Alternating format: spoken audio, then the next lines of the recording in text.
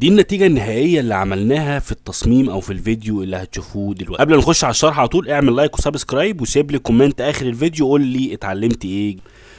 ازيكم عاملين ايه؟ يا رب دايما بخير. هنعمل تصميم النهاردة حلو فيه افكار جديدة، مناسب جدا للي عاوز يعمل تصميمات للسياحة، يعني هتفيدك بشكل عام لان في تريكات هتحصل في التصميم او في الفيديو ده هتنفعك في اي تصميم هتعمله بعد كده. عشان نخش في الموضوع على طول، ده اللونين اللي هنشتغل بيهم في الباك جراوند بتاعتنا النهارده. ده اللون الاساسي، ده الكود بتاعه، وده اللون الثانوي اللي هنشتغل بيه يعمل اللايتنينج اللي في النص بتاع الباك جراوند. تمام، هنعمل نيو لاير زي ما انتم عارفين، نيو لاير، ونجيب الفرشه الفيدد وباستي وفلو 100% ونصغر كده ونجيب اللون الفاتح ونعمل نقطه. بعد كده نعمل سنتر للسبوت اللي عملناها دي، نكبر كده، نحاول نظبط التصميم زي ما احنا شايفينه يعني. تمام، انا شايف ده كده كويس جدا. احنا عندنا النهارده الاستوكات دي اللي هنشتغل بيها، كمان هنسيبها لك في الديسكريبشن عشان لو حابب تشتغل بيها. هنسحب الراجل ده اول حاجه، نصغر حجمه كده شويه. تمام، وبعد كده هنجيب الشنطه دي، طبعا هنقص منها حاجات الشنطه لان احنا مش عايزينها كلها، نقص منها شويه حاجات كده. هنثبتها هنا كده ونجيب الباتش تول بتاعتنا ونعمل سيلكت على الحاجات اللي احنا مش عايزينها.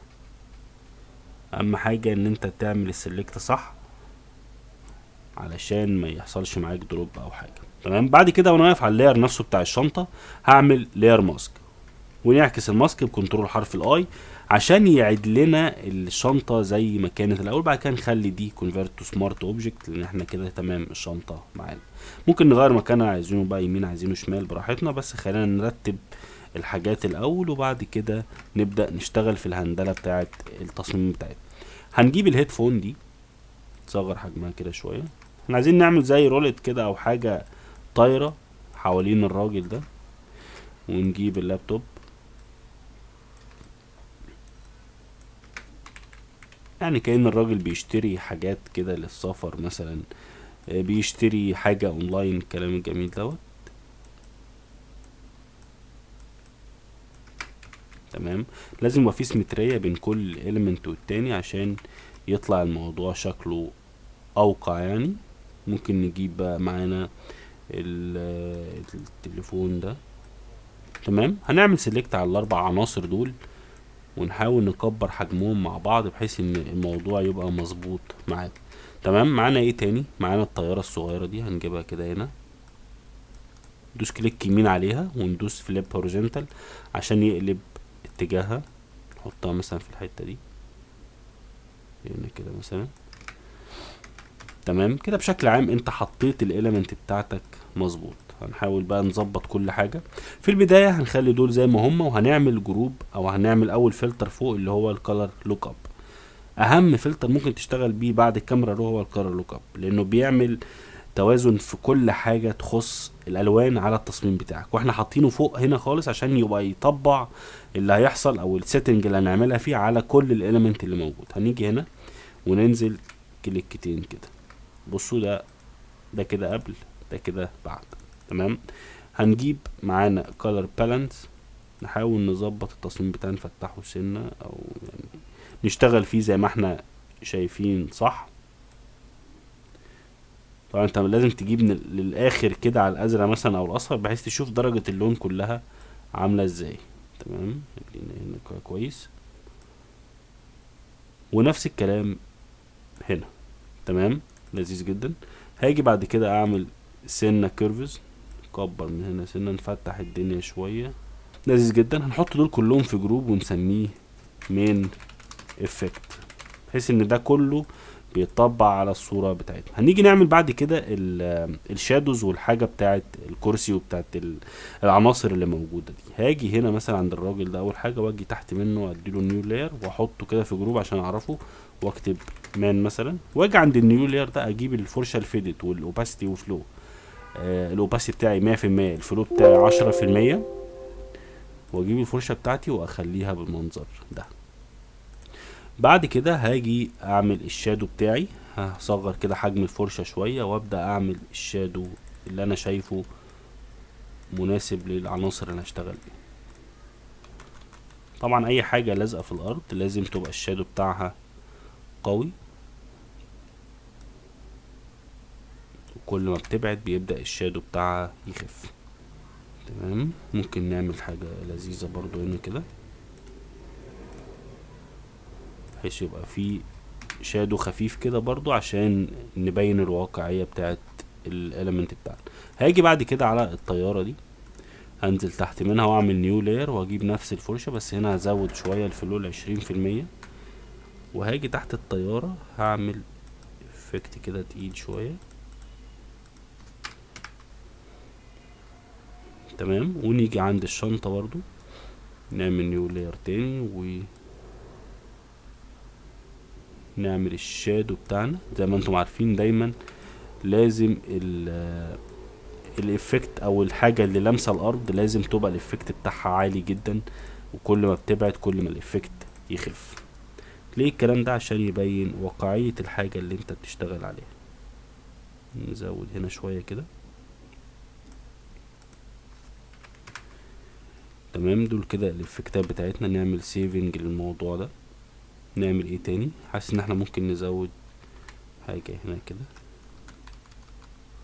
هاجي هنا عند اللاير ده وابدأ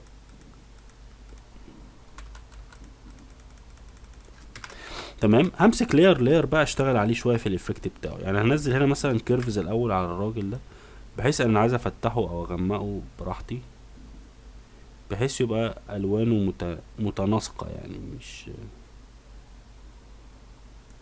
تمام. ممكن ننزل عليه بالانس برضو، يعني تبدأ تظبط اللون زي ما انت شايفه.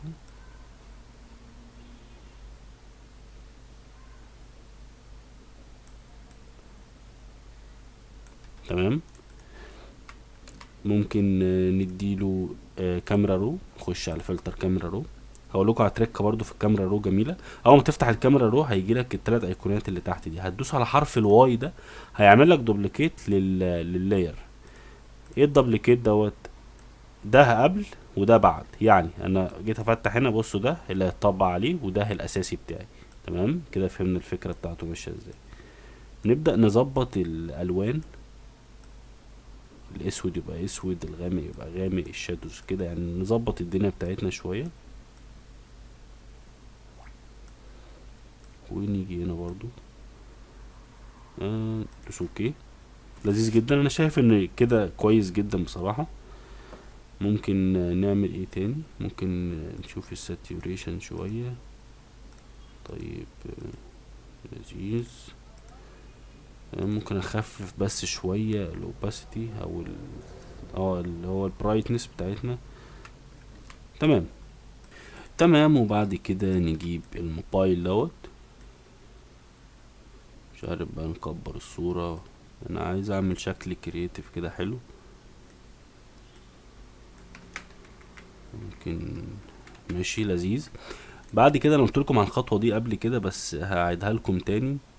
خلينا هنا، او ماشي خلينا هنا وخلاص. وبعد كده نجيب الاداة بتاعة الماجيك واند تول، وانا واقف على اللاير بتاع الموبايل نفسه هدوس في النص كده يعمل لي السلكشن ده. هعمل نيو لاير واخد اللون الابيض وادوس الت وشيفت علشان ينزل لي اللون الابيض على السلكشن اللي انا عامله، فاصبح عندي اللون الابيض اهوت على السلكشن ده. تمام. هنا عندي حاجه من اتنين، يا اما اشتغل بده بالمنظر ده كده من غير الشيب او الفريم بتاع الموبايل وهنشوفه مع بعض، يا اما نشتغل بالاتنين. اول حاجه هسحب بس السكرين شوت دي وننزلها كده على التليفون. دي تسحبها، انت ممكن تاخد سكرين شوت ده عادي من تليفونك، يعني مش شرط يعني تبقى نفس الصورة.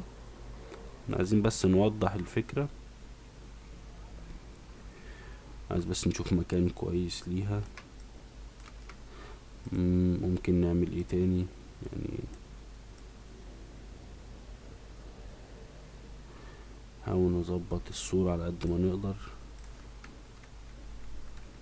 طيب تعالوا نجرب نشيل الفريم ونخلي المود بتاع ده سكرين مثلا، مالتيبلاي.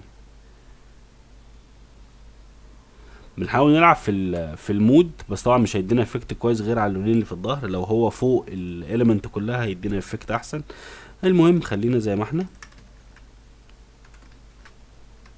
نكبر حجم دي كده شوية مثلا. ممكن نجيب الهيدفون دي نصغر حجمها ونقلبها كده شوية.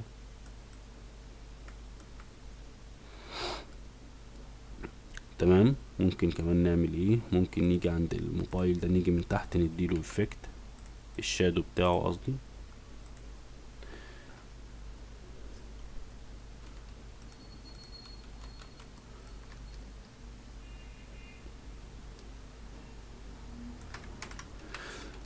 لذيذ جدا. عايزين ندي افكت كده كأن في تلميع. هنعمل ده ازاي؟ هاجي هنا، معلش انا بس بكون بشتغل معاكم فواحده واحده كده عشان محدش يتعطل. هاجي فوق الموبايل او الشيب بتاع الموبايل نفسه او السكرين شوت اللي انا عاملها، هعمل نيو لاير واعمل لها كليبنج ماسك على اللاير نفسه. كليبنج ماسك اللي احنا قلناه قبل كده اللي هو الت كنترول حرف الجي عشان تنزل على الشيب بتاع الموبايل او السكرين شوت. هاجي هنا هجيب الاداة بتاعه السلكشن واعمل سلكشن مثلا بالمنظر ده واخليه باللون الابيض. تمام. هنقلل الاوباستي بتاعه نخليها 20% ونقلبه بالمنظر ده. فهمتوا الفكره معانا ايه؟ هناخد نفس ده اللاير ده ونعمله تاني كليبنج ماسك، خدنا منه كوبي نعمله كليبنج ماسك ونقلل الاتنين نخليه مثلا 10% عشان يدينا بس اللمعه اللي حضراتكم شايفينها دي. بتفرق في التصميم كتير جدا وبتدي افكت كويس. خلينا نكمل ده، نخليه موبايل عشان ده يبقى لاير الموبايل لوحده. تمام. تمام. حطينا الكلاود دي. قبل ما نحطها بس نعمل ديليت كده. عايز اقول لكم ان احنا ممكن نجيب الكلاود ده او السحابه دي.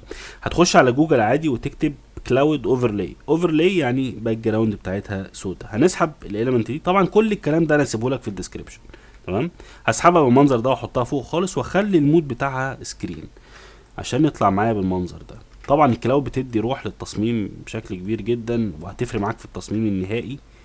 شكله هيعجبك وهيبهرك جدا. نجيب الكلام ده نصغر حجمه شويه كده. تبدا تطعم التصميم بتاعك او تديله اللمعه الحلوه اللي هي تجمل الشكل العام بتاعه. فاهمني؟ فنظبط الدنيا دي فيه شويه. عايزين بس عشان ما ننساش ويبقى فايتنا حاجه، نحط الكلاودز دي كده زي مع بعض ونقفلها.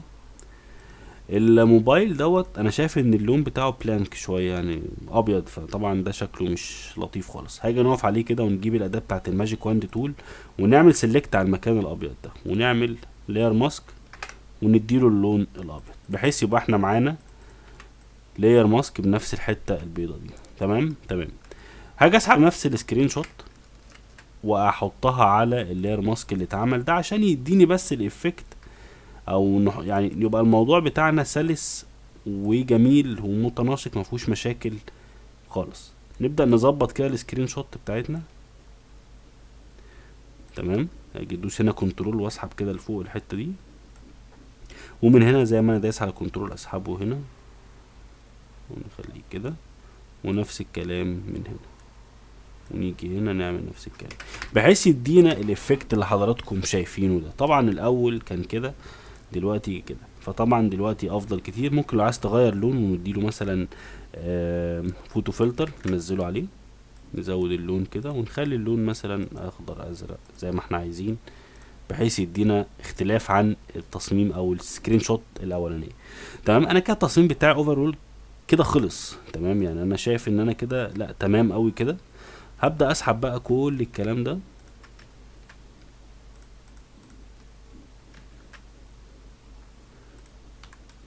نسيب اللاير ده. تمام.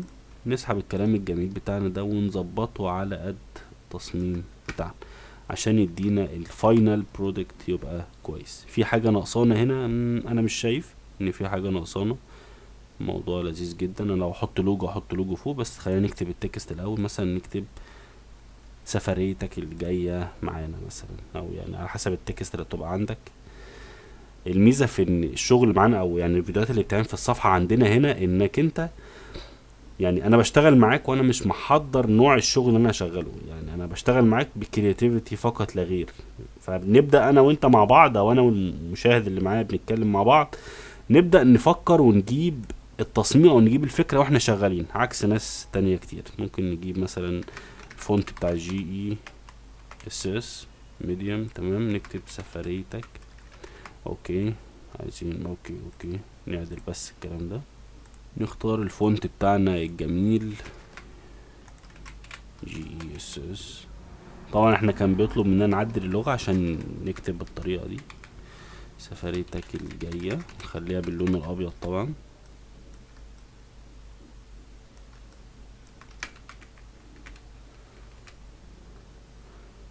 مثلا نكتب مع ويكو